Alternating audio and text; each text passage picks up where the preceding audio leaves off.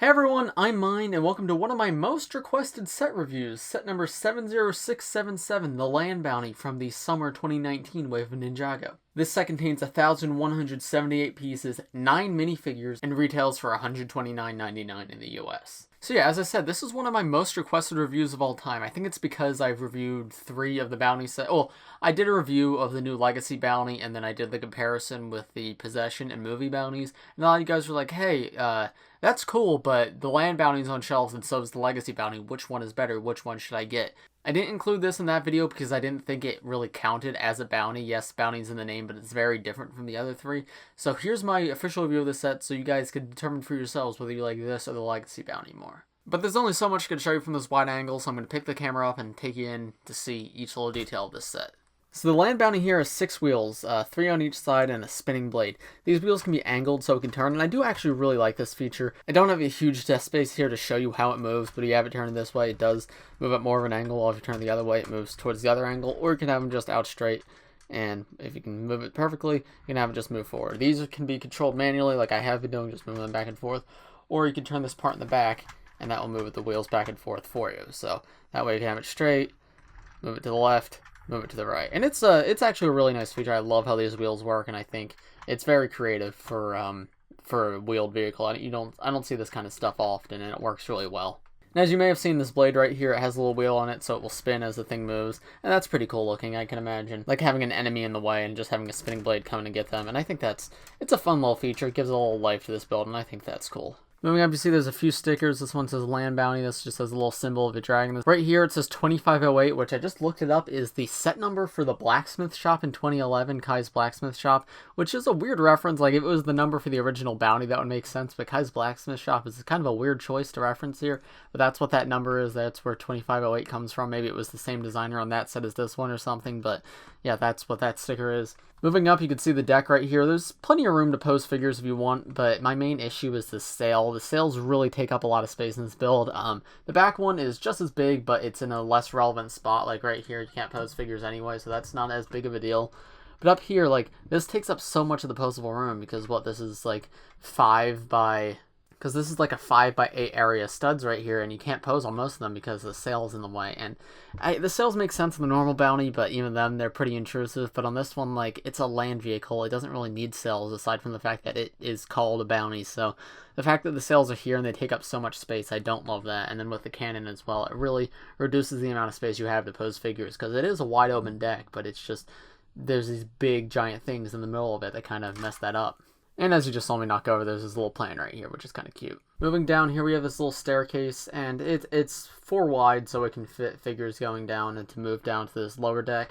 And then there's this little hole right here to get into the bottom. Now, in the show, this was like a doorway that the ninja could walk through, but in the set, it's a little too small. Like, as you can see, Jay's a lot taller than it. You can fit him in if you, like, push him in there like that. Like, that does sort of get him in, and there is room in there to pose figures, but you can't really go in that way. You have to take the set apart, which I will show you in a little bit. And finally, just have some extra weapons right here. This little like 2-handed blade and a little side. This isn't any of the ninja's main weapons, but they are displayed here, and it's, I don't know, just some nice variety. I always liked as a kid having alternate weapons to be able to choose from, so that's kind of cool.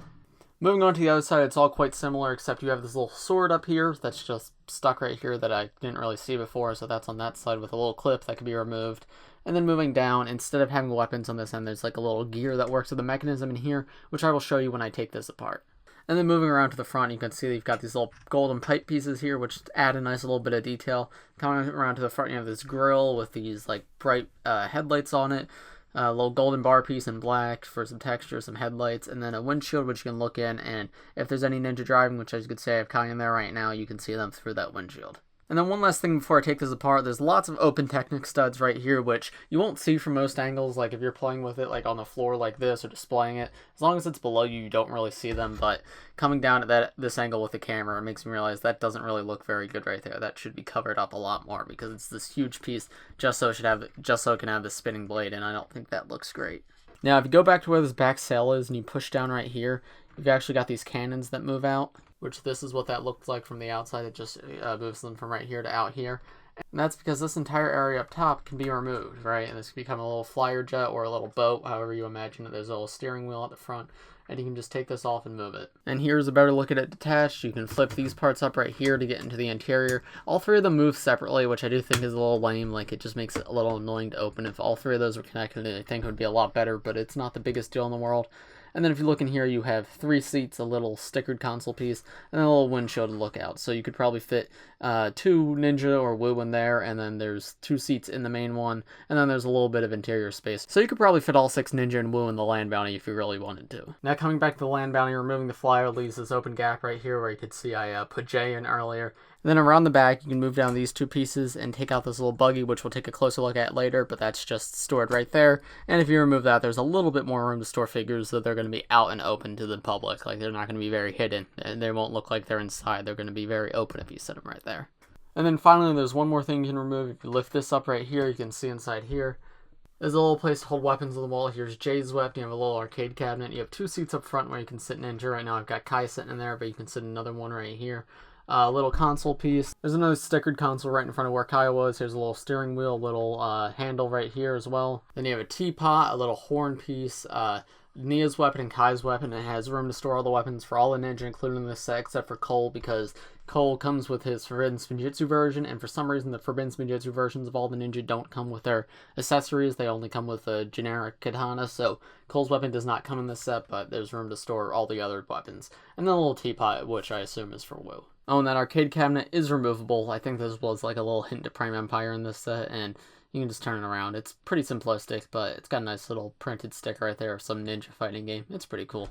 Here is that little car that I removed from the back of the land bounty, and it's a super simple build. It's only a couple of parts, but I think it's actually really cute, and it's a really fun build, and I can imagine myself really enjoying this as a kid. Just 4 little wheels, a little spike at the back, a little clip which you could attach a weapon to if you want to like have the ninja's weapons held here, handlebars for the ninja to hold on to, and then I actually really like this grill piece at the front. I think that's really well done part usage, and I think it works. So yeah, not the most important thing. Nobody's buying this set for the little tiny car, but I think it's a nice addition, and I think it fits in well in this set.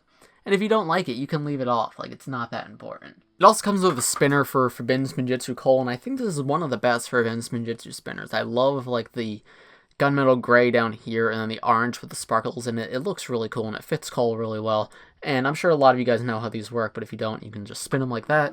And they spin a little bit better if I'm not reaching over the top of the camera to do it, but I think you guys get the gist of how they work. You can spin the spinner, and the ninja will spin. So here are the first 3 minifigures included in this set. We have the standard Secrets of Forbidden Spinjitzu versions of Kai, Jay, and Nia. Aside from magazines, Jay and Nia are actually exclusive to this set in this form. They have their Forbidden Spinjitzu forms in cheaper sets, but in terms of their like regular outfits, they're both exclusive to this set, which is kind of crazy that like 2 of the main ninja are exclusive to a $130 set. I don't think that's right. But regardless, here they are. They come in this set, and that's the truth, as unfortunate as it is. I'm not going to spend too long on these guys because I've talked about these figures at length before. Kai is a nice design. He's nothing all too special, but I do like that suit. Jay is...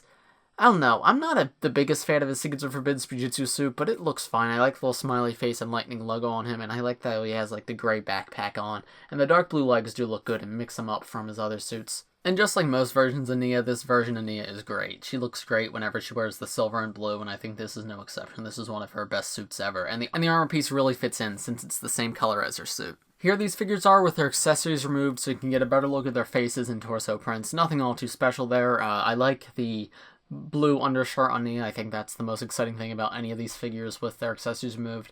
And their heads are just the standard heads they've all had since the LEGO Ninjago movie. Nothing special here. And then turning them around, you can see their back torso prints and alternate expressions. I think Kai's and Nia's back torso prints look especially good here. Here are 3 more of the figures in this set. We have Forbidden Spinjitzu Cole, Master Wu, and Asphira. Forbidden Spinjitzu Cole and this version of Master Wu are both exclusive to this set. It's kind of crazy the amount of exclusive figures in this set, and it's just like regular versions of a lot of the characters, which, as I said, I don't like for the theme as a whole, but the fact that so many come in this set makes this really good for this set. Forbidden Spinjitzu Cole is just a standard Season 11 suit, but with like the fiery hair on his hood, and it's just like this trans orange color, which I think looks really good, especially when the light reflects through it.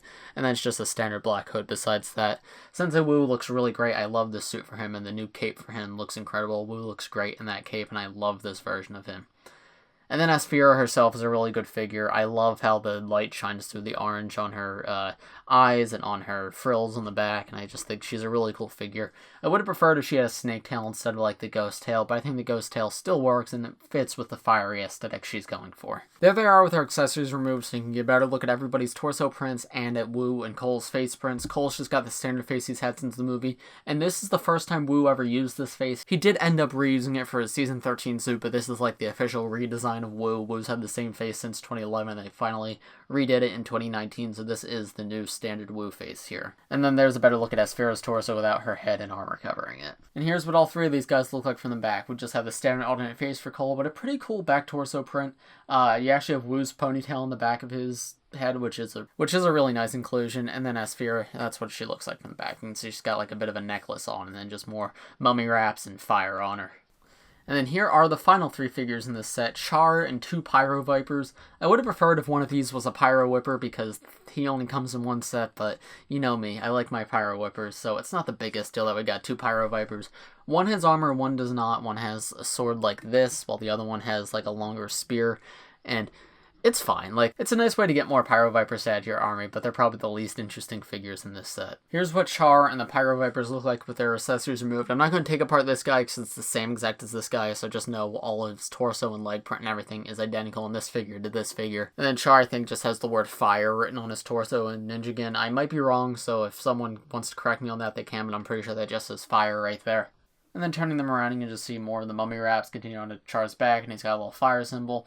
And then the Pyro Viper just has some fire burning all throughout his torso. So overall, I do think this is a good set. I know some people hate it, some people love it, but I think it's a solid Ninjago set. For all the people asking, hey, do you think I should get this or get the Legacy Bounty? I think definitely the Legacy Bounty is a better set, but that's just because I care more about the bounty than the land bounty in the show. The land bounty appeared for one season, and it's just derivative of the original bounty. It doesn't really mean anything to me, while the original Destiny's bounty, like the Legacy version, is exactly what it's been like for so many seasons of the show, and it's what I've always wanted in a bounty. So I would definitely recommend that since they're the same price. But if you're not a big fan of that set, like, this is still a good one to get. I think it's a very well-made set and has a lot of fun features. And even though it's not the prettiest of builds, it's not really supposed to be. It's sort of supposed to be like a rugged vehicle. So if you like the idea of that, I think you're not going to be disappointed. Like, it is a good set with some great play features, and it's really fun to, like, move around and play with. I think this is probably a better play set than the Legacy Bounty. But the Legacy Bounty is just so pretty, and it's just such a great set. The minifigure selection here is also incredible. Like, it comes with 3 sets of armor and 4 ninja total, plus Wu, who's exclusive to this set.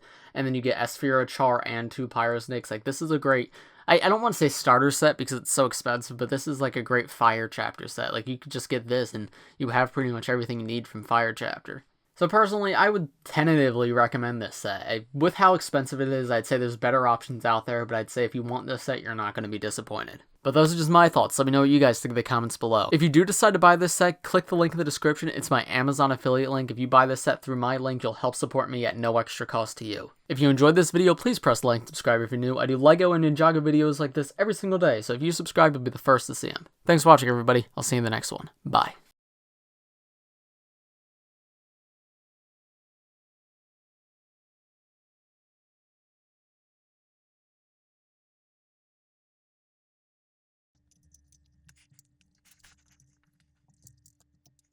Hey, me who is editing this, I'm pretty sure I'm doing this today, but if I'm not, please overlay this image over top of the intro, thanks, because it has now been dusted.